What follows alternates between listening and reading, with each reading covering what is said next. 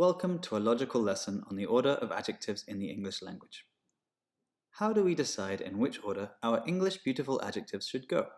Or how do we decide in which order our beautiful English adjectives should go?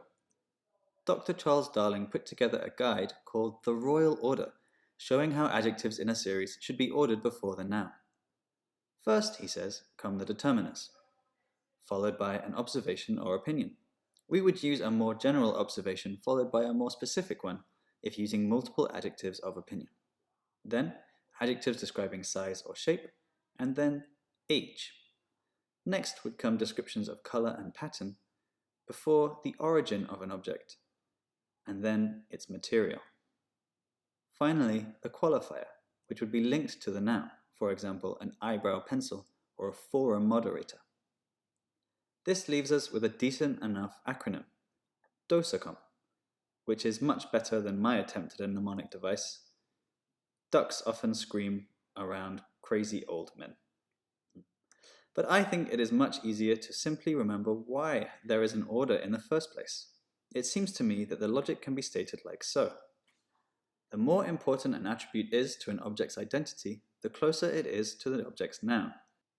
This could also be stated as the harder something is to take away from or change about an object, the later it appears in the phrase. A small footnote concerning the importance being both subjective and situational will be visited later on. So how about an example? This is my apple. It being an apple is clearly imperative to its identity, but I'd like to describe it more clearly. This is my Chinese apple. Whether it is Chinese or European is a pretty big deal in terms of the identity of the apple. It implies not only a different kind of causal history through time and space, but may also imply other descriptions that exist in the subtext. I can go further and say, this is my red Chinese apple. If it were green, the change would be less dramatic than if it were European. So, the color comes further away from the noun. It comes earlier on in the phrase. Now, it is my old red Chinese apple. We would lose more information omitting Chinese or red than we would by removing old. The quality of being old is less identifying than that of being Chinese. Finally, we have my wonderful, expensive, old red Chinese apple.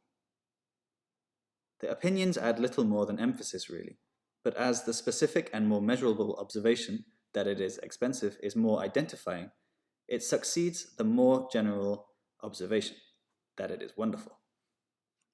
Now we come to the footnote. Here is an old round man. Or is he a round old man?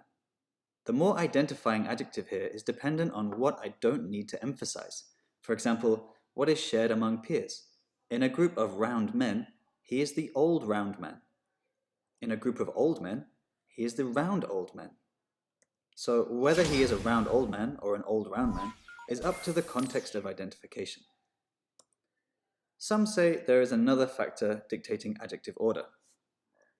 They blame ablaut reduplication for our use of big bad wolf instead of bad big wolf, and also why we say flip-flop and splish-splash.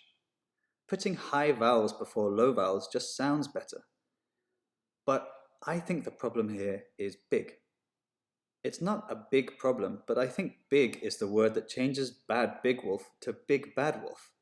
A dumb, dim light bulb sounds fine to me, but I also feel comfortable sharing my love of big, beautiful bums. And a bad big wolf doesn't feel so wrong to say either. Perhaps big is an adjective that refers less to size in such cases, but more to an effect upon the speaker. But as I said, it's not a big problem. In any case, I'd recommend just using the order that sounds right to you, because it probably is.